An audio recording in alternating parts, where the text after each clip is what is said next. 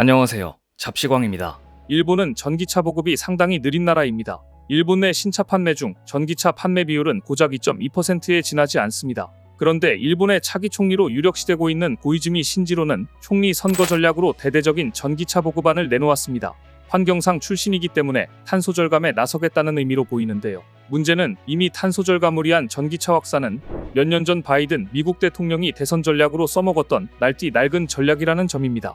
최근 들어 전기차는 오히려 폭발 문제 때문에 전 세계적인 골칫덩이가 되어가고 있는데 고이즈미 신지로는 이번에도 분위기 파악을 못한 모습을 보였습니다. 하지만 분명 현재 1위를 달리고 있는 유력한 차기 총리 후보의 입에서 나온 발언이기 때문에 일본 기업들은 이에 맞춰 전략을 구상하고 움직일 수밖에 없습니다. 그런데 이에 대한 일본 기업들의 반응이 엇갈리고 있습니다. 일단 도요타는 전혀 동참하지 않겠다는 분위기입니다. 원래부터 전기차 시장에서 한 발 늦은 도요타였지만 앞으로 더 속도 조절을 하겠다는 입장을 보였습니다. 도요타 자동차는 2026년 전기차 세계 생산 대수를 당초 판매 계획으로 공표했던 150만 대 생산에서 100만 대 생산으로 줄인다고 발표했습니다. 전기차 시장이 둔화되는 조짐을 보이자 생산 대수 조정에 나선 것으로 보이는데요. 지난해 5월까지만 해도 도요타는 전기차 세계 판매를 2026년 150만 대까지 높일 계획이라고 발표했지만 상황이 급변한 겁니다. 전기차 전략의 재검토는 세계의 주요 자동차 대기업에서 잇따르고 있습니다. 미국 제너럴 모터스는 미시간주 공장에서 대형 전기차 생산을 2년 연기할 방침이고 포드 자동차도 대형 스포츠 유틸리티차 전기차 개발에서 철수하겠다고 밝힌 바 있습니다. 스웨덴 볼보 자동차는 모든 신차를 2030년까지 전기차로 만들겠다는 목표를 철회했고 폭스바겐은 전기차 투자가 부담이 돼 독일 국내 공장 폐쇄를 검토하고 있는 것으로 알려졌습니다. 영국 글로벌 데이터에 따르면 2023년 세계 전체 전기차 판매량은 977만 대로 전년 대비 32% 증가했지만 2022년에 65% 증가한 것과 비교하면 분명히 성장이 둔화되고 있습니다. 미국 테슬라의 올해 1월에서 6월 세계 판매량 역시 전년 동기 대비 7% 감소한 83만 대로 반년간 판매량이 전년을 밑도는 것은 처음 있는 일이었습니다. 중국 전기차 업체들의 사정 역시 마찬가지입니다. 그런데 도요타는 감축을 이유로 시장 분위기 때문이라고 밝혔지만 실상은 전기차 관련 기술이 부족하기 때문입니다. 도요타는 이미 전기차 시장에서 완전히 밀렸으며 전고체 배터리 개발 및 양산이라는 엄청난 미션을 성공시키지 않는 이상 전기차 시장에서 이미 비주류가 되어버렸습니다. 일본 차기 총리 1위로 꼽히는 고이즈미 신지로의 트렌드 파악 능력은 이 정도인 것입니다. 결국 게임 체인저는 전고체 배터리가 될 전망입니다.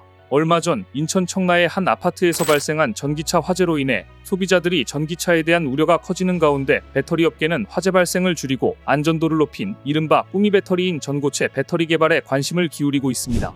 우리나라의 2차전지 세계시장 점유율은 소형, 대형 2차전지는 세계 1위, 전기차용 2차전지는 세계 2위 수준으로 세계적인 수준이지만 전고체 배터리 개발을 누가 먼저 하느냐에 따라 시장의 판도가 달라질 수 있습니다. 업계에서는 글로벌 전고체 배터리 시장은 2020년 6,160만 달러에서 2027년 4억 8,250만 달러로 연평균 34.2% 성장률을 보일 것으로 예상하고 있는데요. 전고체 배터리는 전지의 주요 요소가 모두 고체로 구성된 전지 형태를 말합니다. 액체 전해질을 사용하는 일반적인 2차 전지와 같은 구조를 가지고 있지만 구성 요소가 모두 고체로 이루어졌다는 점에서 차이가 납니다. 전고체 배터리가 주목받는 이유는 배터리 기술 발전의 주요 트레드인 안정성, 에너지 밀도, 충전 성능을 모두 향상시킬 수 있기 때문입니다. 먼저 액체 전해질 누액 등으로 인한 화재 및 폭발 위험을 저감시켜 기존 리튬 에너지와 비교해 높은 안정성을 가지고 있고 분리막, 안정장치 등을 줄이고 활물질을 늘릴 수 있어 에너지 밀도가 2배가량 향상됩니다. 섭씨 0도 이하의 저온이나 60에서 섭씨 100도 고온 등 극한 상황에서 액체 전해질보다 전도 성능이 좋은 데다가 분리막이 없이 고체 전해질 사이로 이온이 이동하기 때문에 충전 속도도 빠릅니다. 이처럼 전고체 배터리는 많은 장점을 가지고 있지만 고체 전해질 특성상 배터리 출력이 저하된다는 단점도 존재하긴 합니다. 또 현재 상용화된 3원계 리튬 인산철 배터리와 비교해 전고체 배터리 가격이 비싸기 때문에 현재는 프리미엄급 전기차에만 탑재가 가능할 것으로 예상되고 있는데요. 전고체 배터리가 상용화되기 위해서는 출력, 가격 경쟁력 등 분야의 약점을 극복하기 위한 기술 개발이 필요한 상황입니다. 전고체 배터리가 상용화된다면 핵심 소재도 변화할 것으로 예상됩니다. 양극재는 기존 리튬이온 배터리에 사용되던 3원계 양극재가 여전히 사용되겠지만 음극재에서는 흑연계, 실리콘계뿐만 아니라 안정성 문제로 배터리 탑재가 어려웠던 리튬 메탈 극재가 본격적으로 사용될 것으로 전망됩니다. 리튬 메탈 극재는 금속 리튬을 원료로 활용해 기존 흑연계 음극재보다 에너지 용량 등을 획기적으로 증가시킬 수 있지만 안정성과 수명 성능은 상대적으로 낮은 소재이지만 이러한 리튬 메탈 음극재를 전고체 배터리에 탑재하면 에너지 용량과 출력, 수명, 안정성 모두 혁신적으로 높일 수 있어 리튬 메탈 음극재 역시 전고체 배터리와 함께 주목받고 있습니다. 그런데 도요타는 무슨 자신감인지 최근 전고체 배터리 양산 시기를 2026년으로 1년 앞당겼다고 발표했습니다. 한국의 배터리 3사 역시 손을 놓고 있을 리 없습니다. 한국 배터리 3총사는 현재 각기 다른 전략을 세우며 전고체 배터리 개발에 나서고 있는데요. 먼저 전고체 배터리 분야에서 속도를 내고 있는 곳은 삼성 SDI입니다. 삼성 SDI는 전고체 배터리 샘플도 생산하고 있는 것으로 알려졌습니다. 지난해부터 전고체 배터리 샘플을 만들어 고객사로부터 긍정적인 반응을 얻고 있는데요. 올해 하반기까지 전고체 배터리 주요 생산 공법과 라인 투자 계획을 마무리한 후 오는 2027년부터 양산을 목표로 잡고 있습니다. LG 에너지솔루션은 고분자계와 황화물계 전고체 전지를 각각 오는 2026년, 2030년까지 양산하는 것을 목표로 잡았습니다. 고분자계 전고체 배터리의 경우 고성능 세그먼트에 배치해 리튬 인산철과 리튬 망간 인산철을 혼합해 포트폴리오를 강화할 예정입니다. 불이 붙지 않는 꿈의 배터리로 알려진 전고체 배터리를 두고 한중일 간 경쟁이 치열합니다. 한국이 2027년에 전고체 배터리를 양산하겠다고 밝히고 일본은 2026년에 하겠다고 밝히자 중국은 한술 더 떠 2025년부터 양산 가능하다고 발표했습니다. 한국이 2027년이라고 발표하자 일본과 중국 모두 공수표를 날린 것으로 보이는데요. 중국 상하이 자동차는 2025년 2분기에 전고체 배터리가 탑재된 전기차를 출시할 예정인데요. 기존 목표였던 2027년보다 2년 앞당겨진 것입니다. 중국에서 개발했다면 아마 세계 최초로 불타는 전고체 배터리를 볼 수 있지 않을까 싶은데요. 상하이 자동차는 불과 4개월 전인 지난 5월에는 전고체 배터리를 2026년 생산하고 이를 2027년부터 전기차에 사용하겠다고 밝힌 바 있습니다. 상하이 자동차가 갑자기 전고체 배터리 계획을 앞당기는 배경에는 정책 기조가 있다는 분석입니다. 중국 정부는 2030년까지 전고체 배터리 공급망을 선점하기 위해 지난 1월 컨소시엄을 직접 출범시켰는데요. 중국은 중국 전고체 배터리 공동 혁신 플랫폼 컨소시엄에 중국 최고 연구기관인 중국과학원 인력을 투입했고 한국과 일본의 전고체 배터리 상용화를 의식해 중국이 치고 나가는 모양새입니다. 이에 질세라 일본의 도요타도 전고체에 대한 고삐를 당기고 있는데요. 도요타는 2026년에 전고체 배터리를 포함한 차세대 배터리 3종을 생산한다는 방침입니다. 연간 생산 능력은 9GW시로 아이오닉5 10만 7천 대에 탑재될 수 있는 양입니다. 전기차 배터리 한중일 삼국지에 이어 전고체 배터리를 누가 더 빨리 양산하느냐를 놓고 최초라는 타이틀을 거머쥐기 위해 한중일이 또 한 번 치열한 경쟁을 벌이고 있는 셈인데요. 그런데 도요타가 당장 2026년부터 전고체 배터리 개발이 아닌 양산이 가능하게 하려면 지금부터 전기차 생산 시설을 늘려야 합니다. 하지만 도요타는 오히려 감산을 발표했습니다. 이러니 시장은 일본의 2026년 전고체 배터리 양산을 믿지 못하겠다는 분위기입니다. 그런데 이 와중에 고이즈미 신지로의 발표 이후 의외의 기업이 전기차 시장에 뛰어들어 배터리 업계를 놀라게 했습니다. 일본의 전자기업 샤프가 뜬금없이 전기 미니밴 컨셉트카를 공개하면서 전기차 시장에 첫 발을 내디딘 겁니다. 최근 일본 전자기업 샤프는 거물 IT 기업 폭스콘과 함께 개발한 EV 콘셉트를 공개했는데요. 샤프는 이 콘셉트카를 최신 기술이 가득한 확장된 거실이라고 홍보했지만 외관은 박스카 비율과 상업 용변을 연상시키는 캡오버 디자인으로 크게 인상적이지는 않았습니다. 은색 마감, 상자 모양, 둥근 모서리가 있는 차량은 그냥 하이테크 가전제품처럼 보이기도 했는데요. 사실 수준이 조악하기 짝이 없었습니다. 중국산이라고 말하기에도 민망한 수준의 영상물을 공개하며 실물 공개는 9월 17일로 미뤘는데요. 한때 세계 가전시장을 호령하던 샤프가 어쩌다 이 지경까지 되었는지 놀라울 따름입니다. 그런데 여기에도 이유가 있었습니다. 샤프는 지금 기업 존폐의 기로에 서 있는 상황인데요. 세계적인 전기차 판매 부진으로 볼보, 벤츠, 포드 등 전통적인 자동차 기업들이 전기차 생산량을 줄이고 속도 조절에 나서겠다고 하는 마당에 전자기업 샤프가 뜬금없이 전기 컨셉트카를 내놓은 겁니다. 일본 전자기업 샤프가 IT 기업 폭스콘과 함께 개발했다는 EV 콘셉트카는 상업용 밴을 연상시키는 캡오버 디자인으로 그냥 하이테크 가전제품처럼 보였고 사실 수준이 조악하기 짝이 없었습니다. 한때 세계 가전시장을 호령하던 샤프가 어쩌다 이렇게 이 지경까지 되었는지 놀라울 따름입니다. 그런데 샤프의 엉뚱하기까지 했던 전기차 시장 진출 선언 직전 미국에서 놀라운 발표가 있었습니다. 애플이 내년부터 모든 아이폰에 OLED만을 채택하기로 결정했다는 소식이었는데요. 이것은 한국 디스플레이 기업들에게 엄청난 희소식이었습니다. 반면 일본과 샤프에게는 최악의 소식이었습니다. 애플은 지금까지 액정 표시장치 디스플레이 패널을 적용하던 아이폰 SE 모델에도 내년부터는 OLED 패널을 탑재한다고 발표했습니다. 일본 매체들은 이 소식을 일제히 보도하면서 우려를 표시했습니다. 니케이에 따르면 2015년 전후 JDI와 샤프는 애플에게 아이폰용 LCD 디스플레이 패널을 연간 2억 장 가까이 공급해왔습니다. 당시만 해도 점유율은 약 70%에 달했습니다. 그러나 당장 지난해 공급량은 2천만 장으로 급감했습니다. 결국 일본 업체로 유일하게 TV용 액정 표시장치 패널 제조 명맥을 이어온 샤프는 지난 8월 21일 LCD 패널 생산을 종료한다고 발표했습니다.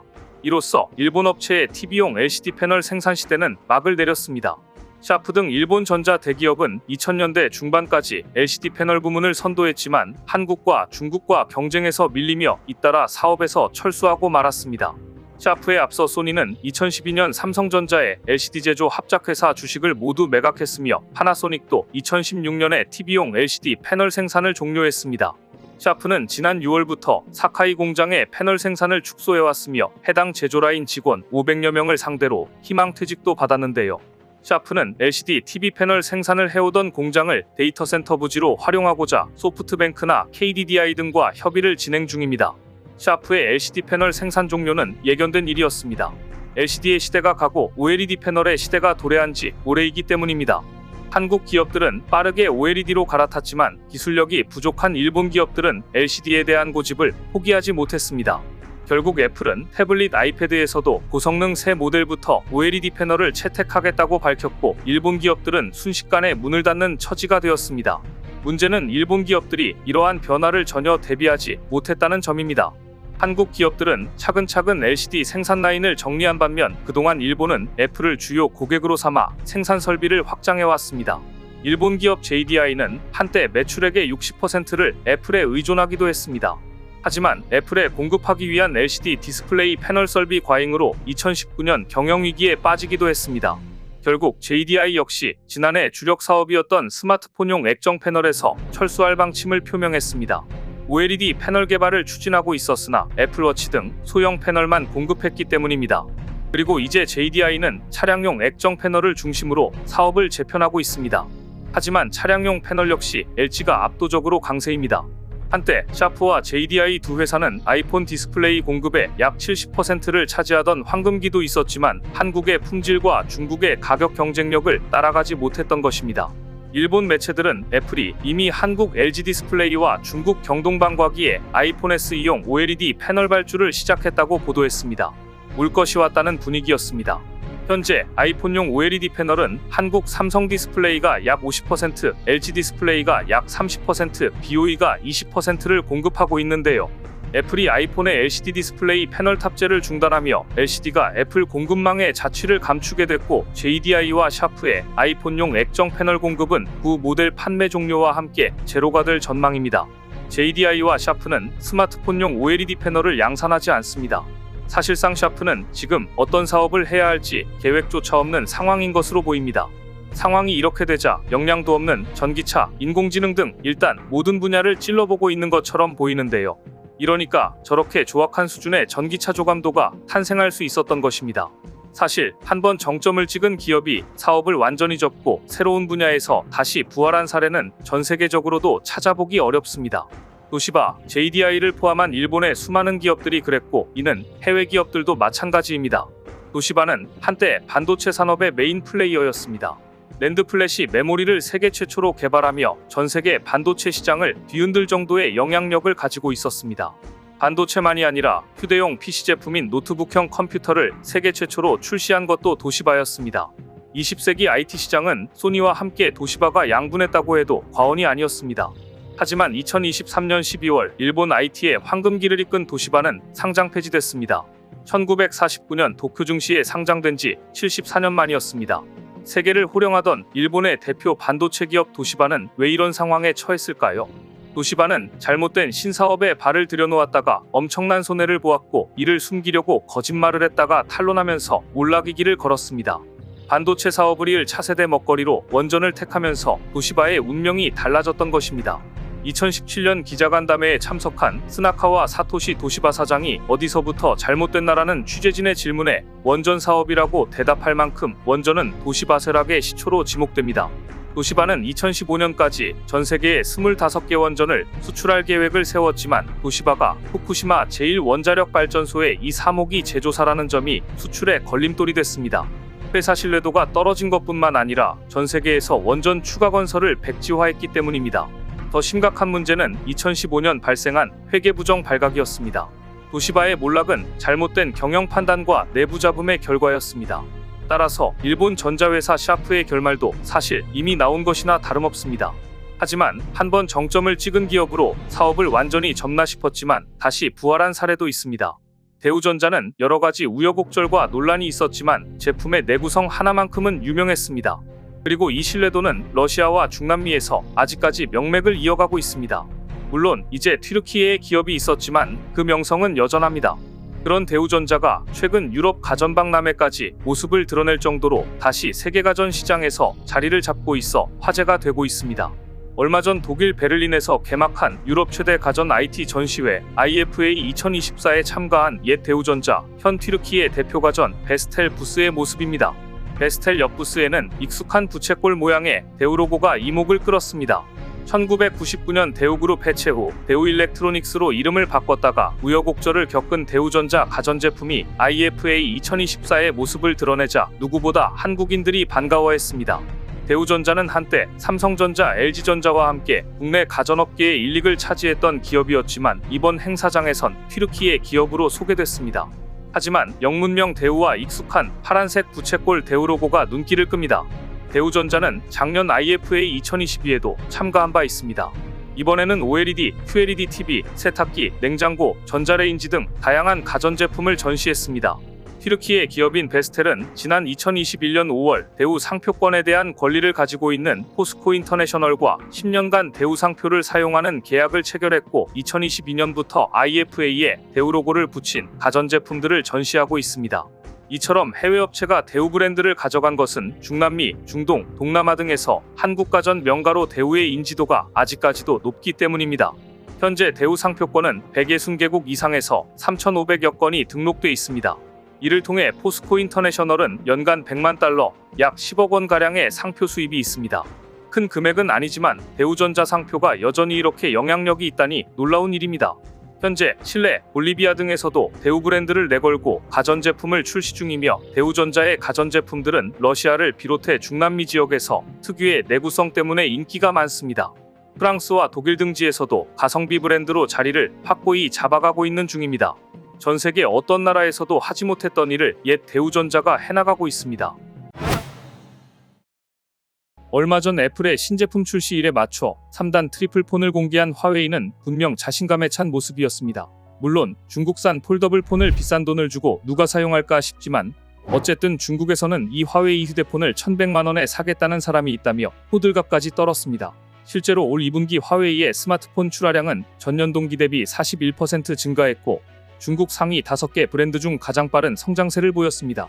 여기에 3단 트리플 폰까지 공개하자 중국 내에서는 화웨이가 부활했다며 벌써부터 높은 프리미엄이 붙었고 관련 종목들이 대거 상한가를 기록하기도 했습니다. 하지만 최근 화웨이의 청천벽력과 같은 소식이 전해졌습니다. 반도체 업계에서 이른바 슈퍼홀로 불리는 네덜란드 ASML로부터 뒤통수를 맞은 겁니다. 그것도 네덜란드 정부가 직접 미국의 대중국 반도체 제재에 동참을 선언하며 ASML이 중국에 제공하고 있는 구형 장비의 유지보수 서비스를 중단하는 추가 제재안을 추진하겠다고 발표한 것입니다. 이 발표가 나오자 화웨이를 비롯한 중국의 통신 전자업계는 당혹스러움을 감추지 못했습니다. 중국 스마트폰 업체들은 겉으로 아무런 문제가 없는 척을 하고 있었지만 실상은 달랐습니다. 스마트폰 어플리케이션 프로세서 등 첨단 칩을 만드는 데 꼭 필요한 극자외선 노광 장비 수입이 막히자 ASML의 구형 노광 장비를 여러 번 돌려 칩을 생산하는 그야말로 이가 없으면 잇몸 전략을 쓰고 있었습니다. 하지만 구형 노광 장비조차 중국에 수출되는 것을 막으려는 미국의 압박에 결국 네덜란드 정부가 손을 들었고 앞으로는 중국의 구형 노광 장비까지 팔지 않겠다고 결정한 것이었습니다. 블룸버그는 이번 결정을 두고 세계적 수준의 반도체 산업을 키우려는 중국에 뼈아픈 타격이 될 수 있다고 보도했습니다. ASML은 반도체 미세회로를 그려넣는 노광 장비를 판매하는 회사입니다. 현재 첨단인 EUV 장비는 중국 수출과 유지보수 서비스 제공이 불가능한 상황입니다. 일반적으로 장비를 수출하면 유지보수 계약이 함께 이루어지는데 이것을 막겠다는 것입니다. 현재 ASML은 연말까지 SMIC 등 중국 내 반도체 제조사에 DUV 장비 유지 보수를 제공할 수 있도록 하는 라이센스를 갖고 있는데요. ASML이 이 라이센스를 내년에는 연장하지 않겠다는 뜻을 밝히면서 미국의 추가 제재에 동참하기로 한 것입니다. 그동안 미국 정부는 미국, 일본 등 동맹국의 대중국 반도체 장비 수출 금지 동참을 꾸준히 압박해왔습니다. 어플라이드 머티리얼즈 같은 미국 반도체 장비 기업은 일찌감치 수출 금지와 서비스 제공 금지에 동참해 중국 시장에서 발을 뺐습니다.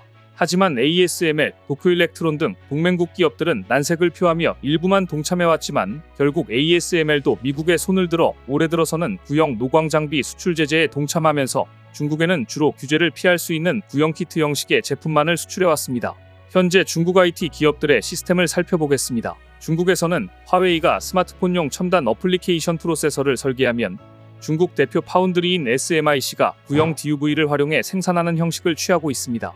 최신 EUV 장비로 한 번에 그려낼 수 있는 회로도를 구형 장비로 여러 번 그리는 방식으로 만드는 것인데요. 구형 DUV로도 생산은 가능합니다. 하지만 공정이 훨씬 길어지고 수율도 그만큼 떨어지는 문제가 생깁니다. 그런데 네덜란드가 총리까지 직접 나서 앞으로 중국에는 이 구형까지도 안 팔겠다고 나선 것은 굉장히 치명적인 타격을 미칠 수밖에 없습니다.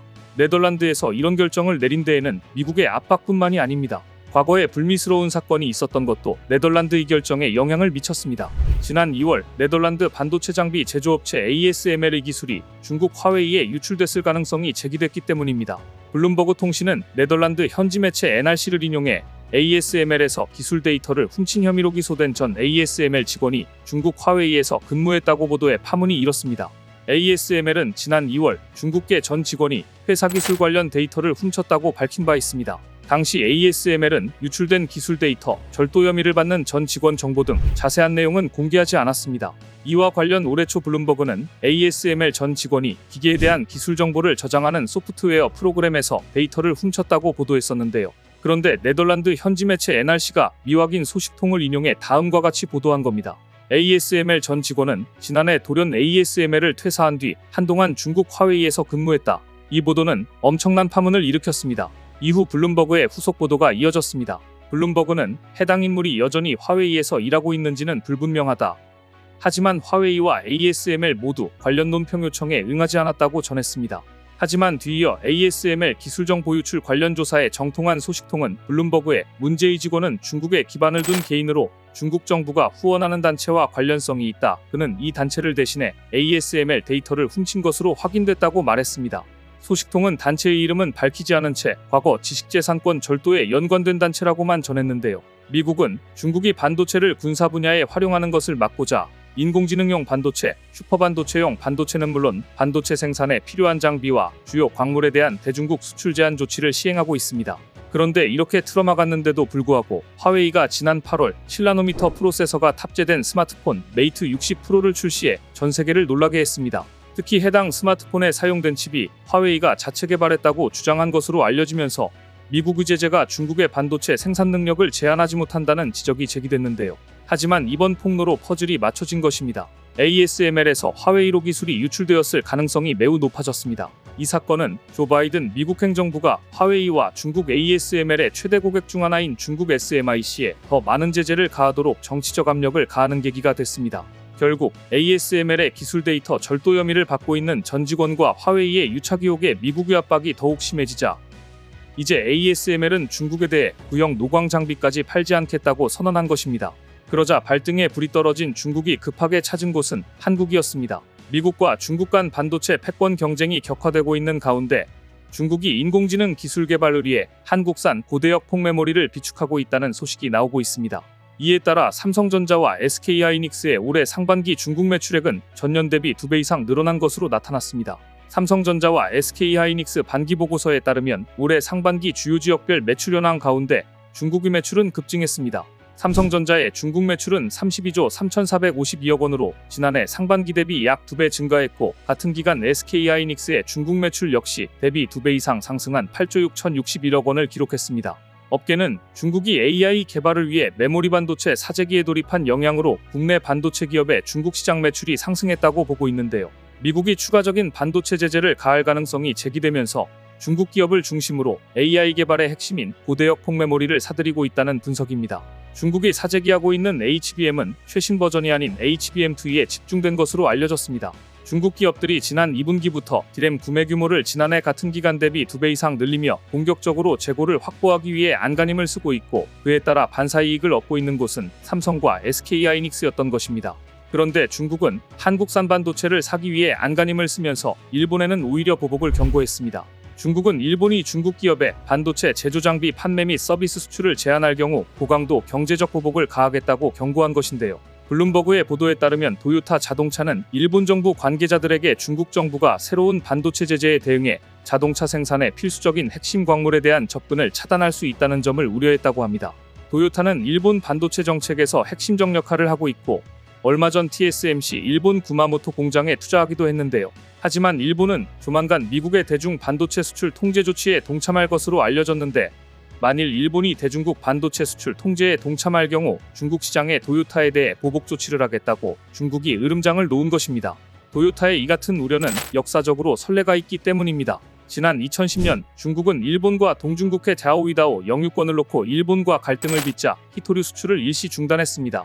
이로 인해 당시 전자산업이 흔들리는 등 일본은 큰 피해를 입고 사실상 항복했는데요. 지난해에도 중국은 미국의 대중 반도체 수출 통제 조치를 취하자 반도체와 전자제품 제조에 쓰이는 갈륨, 게르마늄 등 핵심 광물 수출을 중단한 바 있습니다. 일각에서는 미국의 조 바이든 행정부가 올해 연말까지 일본이 우려를 달래고 수출 통제 수위 합의에 도달할 수 있다고 보고 있습니다. 그러나 일본과 합의가 결렬된다 할지라도 미국은 대중국 제재를 포기하지 않을 것입니다. 해외 직접 생산품 규칙을 적용하는 등 미국이 더 공격적인 조치를 취할 것이란 전망이 우세합니다. 해외 직접 생산품 규칙은 미국 기술을 조금이라도 사용했다면 다른 나라 기업이 만든 제품이라도 수출을 금지할 수 있는 규정입니다. 그야말로 미국의 대중국 반도체 제재의 불똥이 일본에 튄 것인데요. 반면 한국의 반도체 생산 기업들은 반사이익을 얻고 있으니 두 나라에 대해 정반대의 자세를 취하는 중국에 일본은 분통을 터뜨리고 있습니다. 오늘 준비한 소식은 여기까지입니다. 댓글을 통한 여러분들의 많은 의견 기다리겠습니다. 시청해주셔서 감사합니다.